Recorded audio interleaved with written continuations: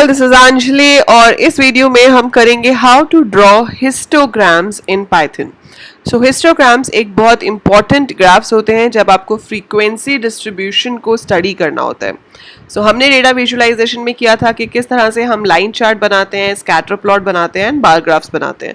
One more type of graphs which you have to do under your syllabus is histogram. अब histogram कहाँ use करेंगे? जैसे आपके पास बहुत सारा डेटा है, मान लो आपके पास एक डेटा है of certain people in a locality and we have data कि उनकी एज क्या क्या है। लाइक कोई 2 साल का है, कोई 5 साल का है, कोई 10 साल का है। मल्टीपल लोग 5 साल के हो सकते हैं, मल्टीपल लोग 10 साल के हो सकते हैं।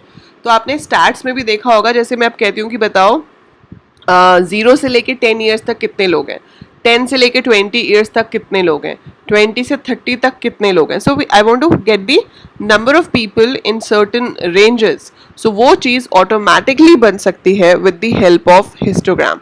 सो लेट्स सी कि वो कैसे बनती है। तो हम इसे कोड करेंगे एंड देखेंगे कि ये कैसे होता है। Before I right the code over here, meanwhile you can subscribe the channel अगर आपने अभी तक सब्सक्राइब नहीं किया है। एंड वीडियो में जो कंसेप्ट है वो समझ आए तो लाइक करना मत भूलना। Do click the like button and share the video with your classmates. Okay, so we create a Python file here and I give it a name as histo. So इसमें सबसे पहले हम करेंगे import matplotlib dot pyplot as plt, whatever name you want to give.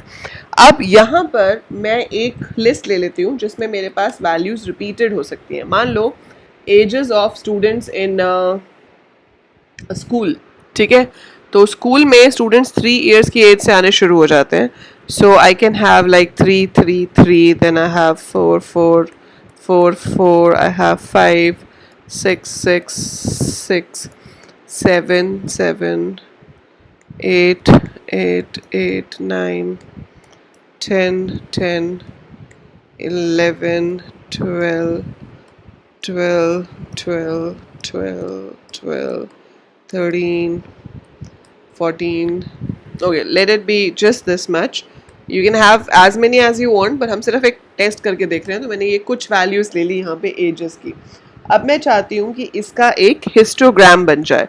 सो जैसे कि plt dot scatter लिखने से scatter plot बनता है, plt डॉट बार लिखने से बार ग्राफ बनता है, वैसे ही plt डॉट हिस्ट लिखने से हिस्टोग्राम बनेगा। लेकिन इसमें हम दो नहीं देते, इसमें हम सिर्फ एक ही लिस्ट का नाम देंगे, दैट इज एजेस। कि एजेस को ही आप फ्रीक्वेंसी डिस्ट्रीब्यूशन में कन्वर्ट कर दो। और इसमें दूसरा आर्ग्यूमेंट है वो बहुत इंपॉर्टेंट है, दैट इज बिन्स।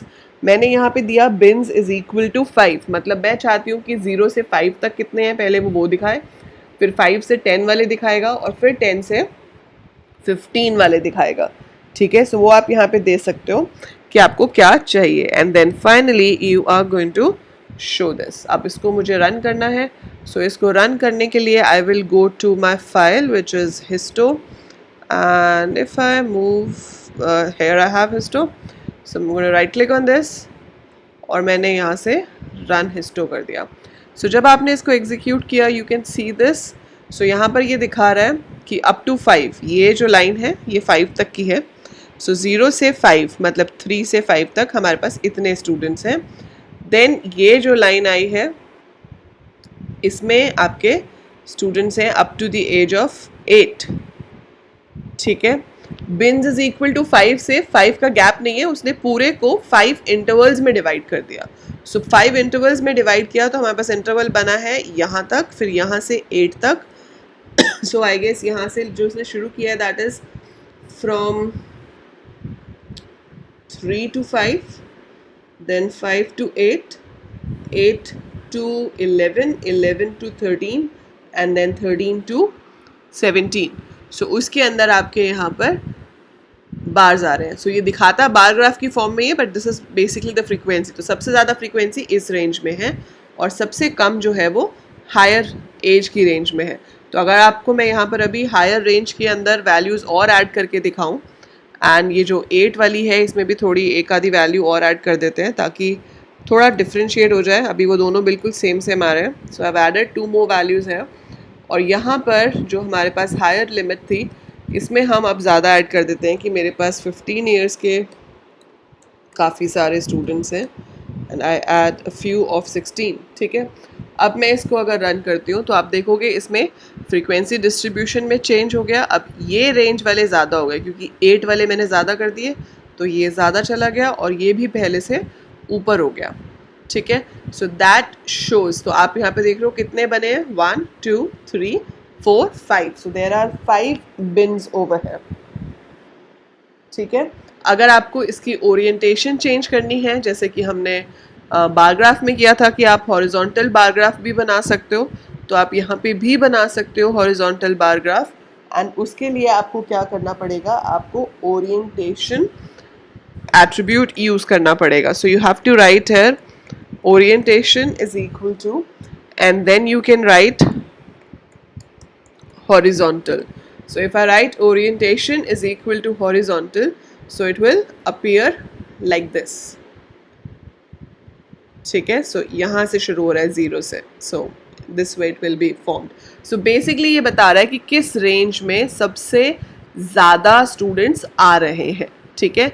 आपने 5 दिया था बिन्स, तो ये कैलकुलेट कैसे करता है, जो लीस्ट वैल्यू थी वो 3 है हमारे पास, जो हाईएस्ट वैल्यू है वो 16 है। सो 16 minus 3 is 13 plus 1 is 14, 14 divided by 5, जो भी आएगा उतने उतने मार्जिन पे आपके बिन्स क्रिएट होंगे, क्योंकि उसने 5 बनाने हैं तो वो अपने आप से गैप उसी के अकॉर्डिंगली ले लेगा। सो जो गैप है यहाँ पे वो 2 पॉइंट समथिंग का लिया जा रहा है। सो दैट्स वाई यहाँ पे उसने 2 2 के बार्स दिखाए हैं, पर जो बार्स हैं वो अप्रॉक्सीमेटली 3 के गैप के बाद शो हो रहे हैं, ठीक है, ताकि 5 बन सकें।